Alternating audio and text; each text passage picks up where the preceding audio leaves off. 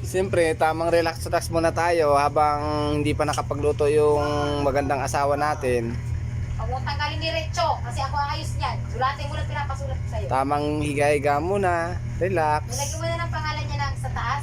Kasi hindi pa tapos magluto yung misis ko. Ito rice. Kaya tamang relax muna. Lagay mo pa din. Wala akong kakwentuhan kasi yung misis ko nagluluto eh. Mamaya magkwentuhan kami. Kasi blessing nila pinapagawa ko sa'yo, hindi ka na Ayan. iwag-wag kita dyan. Ayan yung misis ko. Ayan, nagluluto. Masarap ata ilulutuin niya eh. Sinigang na may kamote.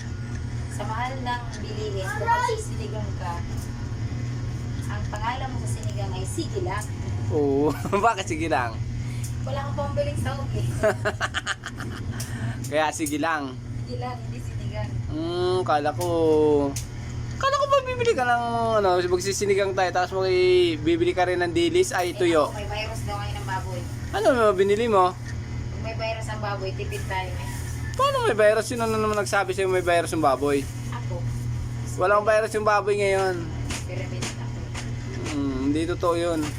Sabihin mo sa akin pagka nakapagluto ka na kasi maghihiga-higa muna ako dito, mag-relax, habang ha. O, parang bagal-bagal mo naman magluto. Bilis-bilisan mo na kasi nagugutom na ako. Kung ako maubusan niya, kaya alam mo yung hawak ko. Nakikita mo yung hawak ko. Sibuyas. Baka mandilim ang paningin ko. O, magkaway-kaway ka muna sa followers natin. Bilisan mo. Uy. Ikaw ba ay tamad? Hindi, nagre-relax lang. Tamang higa-higa. Tama lang yan. Huwag kang kumilos. Dahil ikaw ay walang mararating. Sabi ni Diyos. Ne? Tamad ka. Sino sabi? Sabi ni Diyos. Wow, may nalalaman ka ng Diyos ha.